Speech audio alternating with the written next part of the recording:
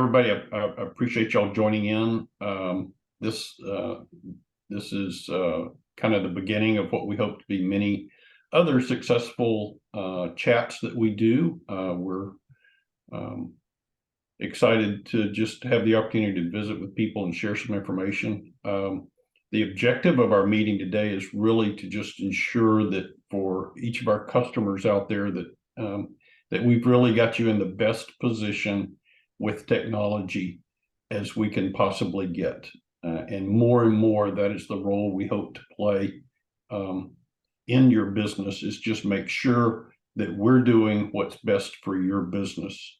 Our objective today is to ensure that we're helping you to find the best technology to maximize your revenue, increase your productivity, make you more efficient, make you more effective, increase your business image out there. And it's surprising we really feel like what we do can certainly do that.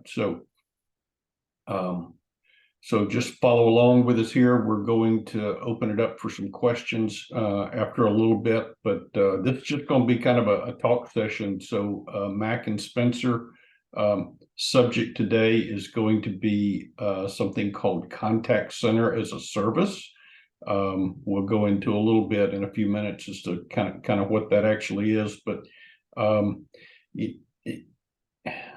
what it boils down to is, how are people doing things today, and how can a solution or a product like contact center as a service, how can that help them better right now? And let's just kind of start.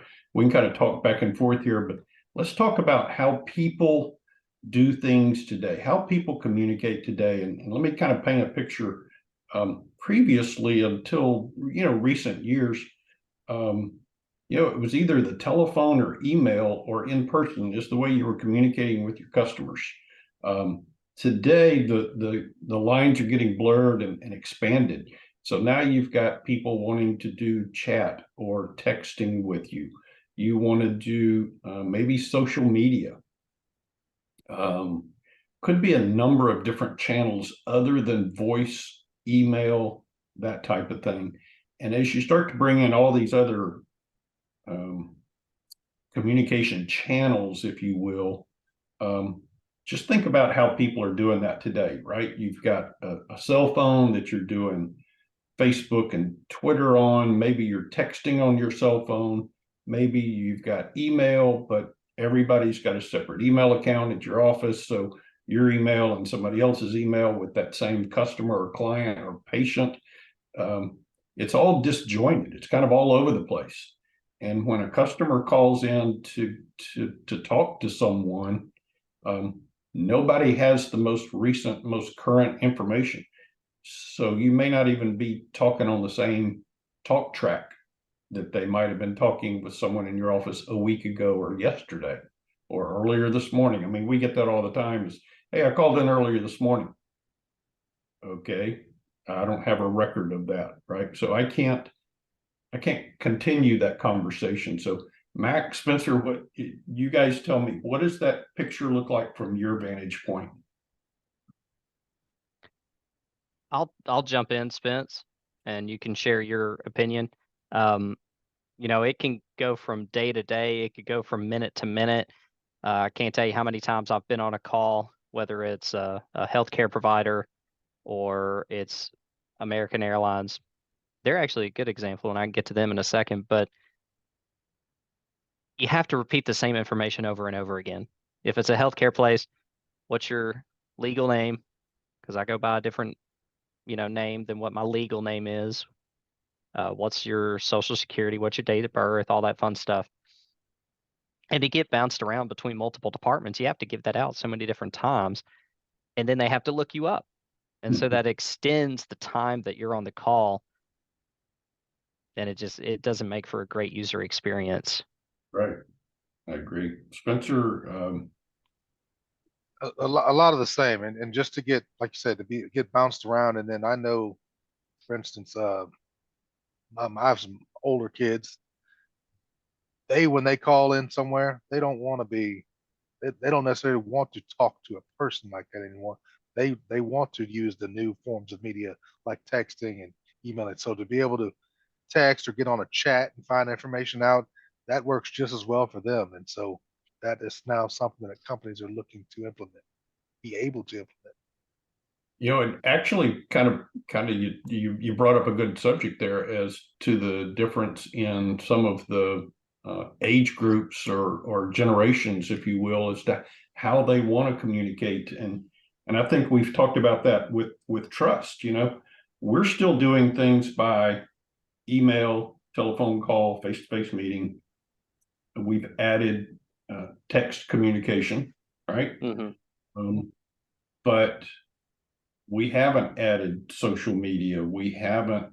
Now, you may on an individual level, right, Mac? I know sometimes you say, have talk to somebody on social media, blah, blah, blah. I don't do social media, so I'm not getting, that's not a channel for me.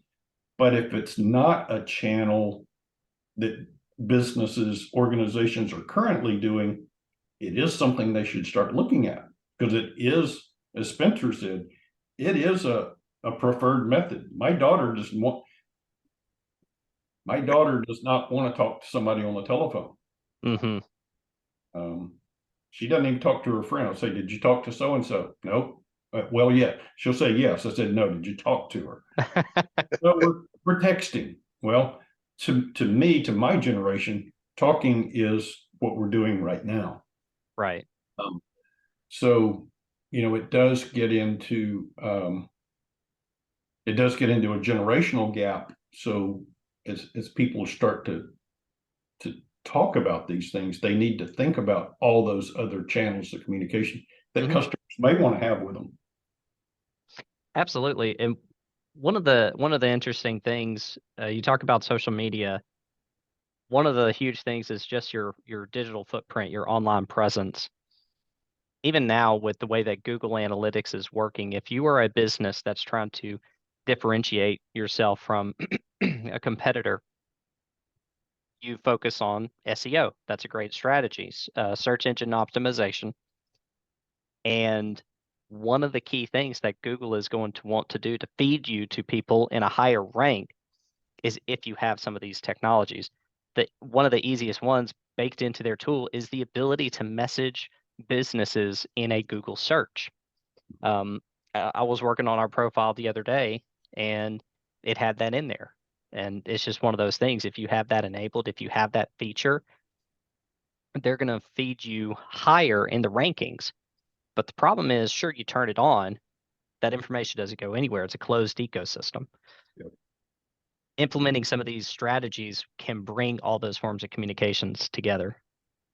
Yeah, and that's the whole thing that we're going to talk about here today. And again, to kind of to go back and talk about how things are done today.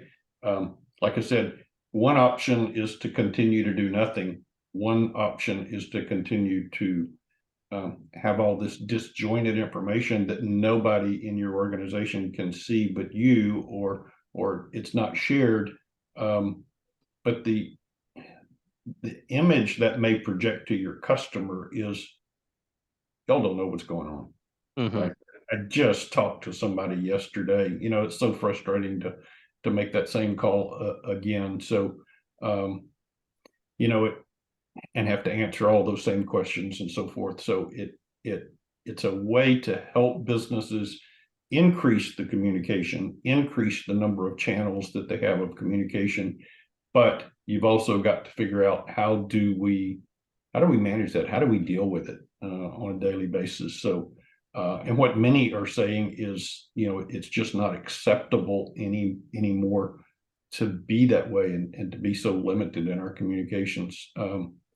But the real cause of the issue that we're struggling with and dealing with here with various customers on this is there just isn't a single way to kind of pull all that together, or they haven't implemented a way to pull all that information together, from phone messages to notes about a phone message, and ultimately even tying that into a CRM tool or customer relation database, or with our medical clients and electronic health records, where you've got all that other information located, but none of your communications is tied into it.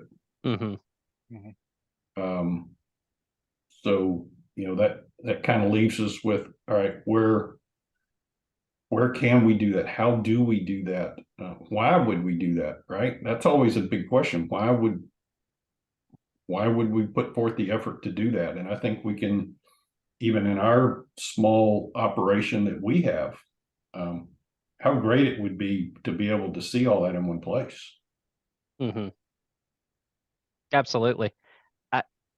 Somebody told me this a while back, and it's more true today than it was pre-pandemic.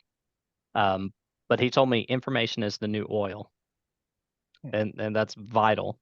What we're seeing right now is a lot of things about selling our data and things like that. But at the end of the day, that data is important.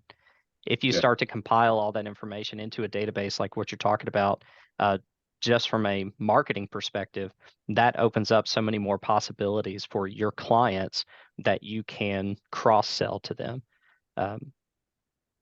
Image, again, it further shows how much you're paying attention, whether it's a note-taking tool. We're using Zoom right now. Sometimes there are note-taking plugins that, again, could be dumped into a type of CRM. Speech analytics. Yeah. That's another great feature. But I don't want to focus too much on features today, but just identify some of the things we deal with day to day. But again, let's kind of shift our focus from what's happening today to what could happen, right? What can happen today. Mac, you mentioned American Airlines earlier, and I've heard you tell the story again of contacting them. Take us through that scenario, because you did a good job every time you've ever told the story. So it's kind of just, and that's actually what you see up here is in a American Airlines plane. My mother-in-law worked for them for 35 years, but as a consumer, as a customer of theirs, I had an issue with an upcoming flight, and this was years ago, and I called into them from my cell phone. It automatically recognized my phone number. An automated voice picked up and said, "Hey, Mackenzie," because again, that's my legal name. That's what I got to fly by. "Hey, Mackenzie, is this about your upcoming flight?" "Yes." "Okay, what can I help you with?" And again, it was a automated response. It wasn't a warm body. And then eventually throughout the process, I got to an agent, but that agent didn't do what we always talk about. Okay, what's your name? What's your frequent flyer? What's your AA number? Anything like that? No, just, "Hey, Mackenzie, what can I help you with today? What's a good, I have your phone number. Is that a good callback if we get disconnected?" Again, a great question. It was probably a little note in their platform that said, "Hey, don't forget to ask this." But it, as silly as it is, it made me feel more valuable as a customer. And every time I can, I'm booking with AA. Absolutely. Marriott's the same way. United's the same way, right? All those big corporations, and not only just to not feel valuable, Mac, to not be to not have it not be a hassle. A lot of times you call expecting a hassle.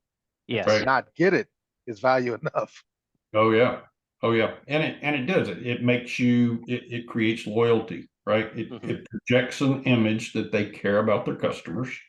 It made it simple, simplified the process. So, and again, imagine that capability now into the hands of small and medium-sized organizations out there, like the customers that we have, right? So that you can simplify, that you can have that consolidated. You could have done the same thing, at least today. You could do the same thing over web chat. You could do the same thing via text message. I get frustrated by it. Can we send you a link so that you can chat with our agent? No, I want to talk to somebody. Thank you very much. But again, that's my generation. Mac, you immediately are going to jump on that chat opportunity. So, Well, and but it depends on what it is, honestly. And I think yeah, that's what is so key is to have a strategy that's not skewed towards one platform. yeah, You are never going to talk to Amazon, period. I've tried. Yeah, you were never going to get them on the phone. Yep.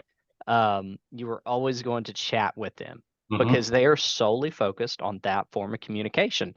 Um, and sometimes it just doesn't work out. Like you said, it could be a generational thing. It could just be a simplicity thing. I could be multitasking, jump onto chat, makes sense. If I don't have anything else going or I need to get a resolution quick, let me get on the phone with somebody. Actually, nowadays, sometimes that's not the quickest way to do it. Mm, I have accepted chat in some cases if I'm going to be in one place long enough to continue the conversation. So, but again, that's just kind of the world today. Is we've now taken that technology and so forth that American Airlines, United, and everybody else used to invest millions and millions of dollars into. That technology is now what we're talking about, contact center as a service. It's now come down to the level that it's affordable for small and medium-sized businesses. But what it's doing is it's centralizing the communication channels that we have available to us to communicate with our customers, right? And hmm it just creates an opportunity. And again, let's think about how that applies to the business.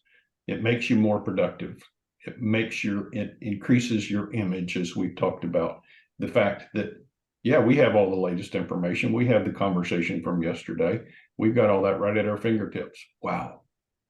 And you're just, how many people do you have working for you? 6, 7, 8, 10, 12. Some of our small and medium-sized hospitals are starting to look at it now. They want to project that positive image and that we care attitude. So, but that's the real benefit of what contact center can bring is it can bring again, centralize that communication trail. So I was actually about to pivot to you, Spencer, real quick, because a lot of times what we do is on my side is we focus on the sales side. Spencer's side of the organization is operations. I think this opens up a whole new avenue for internal communication, not just customer focused, but internal chat between our technicians, Mhm. um, not just technicians, but the billing staff and whoever it may be. There's a lot of information that can be gleaned if you're having it in a single place. Mhm. Yeah, absolutely. Having it all in one place is key to where you're not having to open this application for this application for that, and everybody. Once you get everyone communicating the same way, then that just kind of speeds everything up. And that's what I was going to add a minute ago to that was I think as far as from the customer aspect, um, for a company to have their customers be able to get things done quicker. That's kind of what the world we hmm live in today. Like I hear people talk about the popcorn generation and whatnot. Everybody wants everything right now, Yep. and so to wait on hold for a long time, I'd rather be put in a queue and Mhm. and be able to have a call back than have me. I don't want to sit on the phone for 20 minutes. Call me back. Sure. Um, I want to know where in that queue I am. How long is it going to be? Because time is money now, and everybody wants things to happen quickly. And hmm so these are some of the things that CCaaS can do for customers of different companies. Yep, absolutely, absolutely. And that there again, that's kind of why we wanted to have this chat with our customers, is just to be able to say this kind of solution, this kind of technology is available out there to us today, and we've got a path to help people get there. And again, it's really about making people more productive and efficient, increasing your customer image. Again, making that customer feel like you care for them, and being able to do that in a shorter amount of time. It's going to save the company money. It's going to make the customer happy. Nobody ever complains about a solution being delivered too quickly hmm or an answer being delivered. Whoa, that was too quick. I'm sorry, you answered that way too quick. Yeah. But And you know, the other part about it, we talked to this, Mac, with a couple of our other customers, answering the question in a consistent way throughout the organization. Hmm. Right. So there's even the ability to kind of pre-program those commonly asked questions and pre-program those commonly given answers so that a receptionist, an agent, anybody in your office, a receptionist, whoever, is giving a consistent answer to the same question, right? Hmm. Um, Well, and let's pause on that real quick too. That uncovers another pain point that a lot of our customers experience with this type of role, that receptionist position. It's a hot seat. mhm, I can't tell you how many times I'm talking to customers about how much turnover they have in a receptionist role. yeah, Um, Either a straight up receptionist or it could be some hybrid in a healthcare organization. They're just calling to make sure the patients are going to show up. yeah, It can be done in a lot of different formats, but the moral of the story is it's a hot seat. So mhm, now you have the concern of I've got weeks of training that has to be done. There are ways to improve that efficiency and reduce that onboarding time mhm, drastically. yeah, That's a huge pain point that can be addressed with some of this technology. yeah, And not only that, Mac, I know a lot of people want a warm body answering the phone, but like you said, lot of times you get the same common question over and over. But what are y'all's business hours? Things like Hmm. that. Even though you want a warm body, you could still have a function where people can easily get that information without having to talk to someone, Hmm. without having to necessarily go to the website. You can call and maybe the first thing that does pop up is, um, you know, give you the hours pretty easily. And if you want to choose to speak to someone, you can do that. That it's more than just an auto attendant, is what I'm yeah, saying. yeah. Absolutely. Like an auto attendant on steroids sometimes. All right. Yeah. Hey, and I completely forgot to mention at the very beginning, if anybody's got any questions, you can type them into chat. But at this point, do we want to open the phone lines and see if anybody's got anything specific they want to ask? We don't have a huge crowd out there, but We did have a couple of questions come in via the invitation. Mark, do you have those queued up? oh, I do. Let me shift, pivot.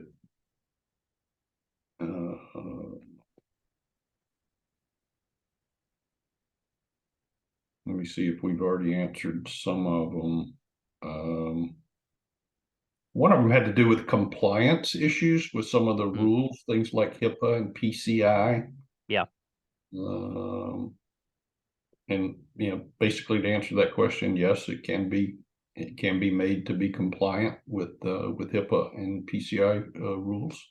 And a lot of them is it's not that it can be made to it, they already are. Because they're trying to build these platforms out so that any customer can use them.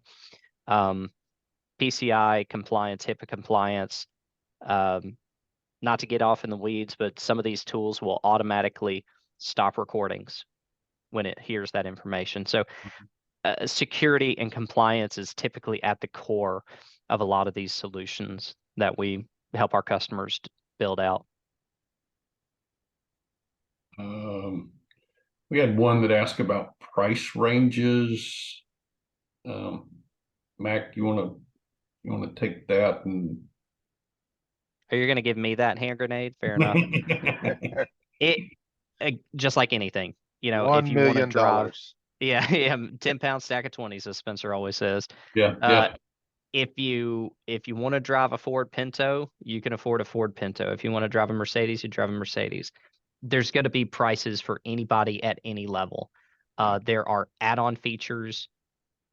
I It comes down to the solution that is designed for your individual organization. What type of organization are you? Are you Salesforce? Are you HubSpot? Bringing all those things together. I'm not going to talk about it much. This is kind of the carrot on the stick, but we have a quick solution assessment. Only takes about 15, 20 minutes. We can dive into it, but that's really where we're going to find those answers that gets us to the ultimate question of how much is this going to cost me? Yeah.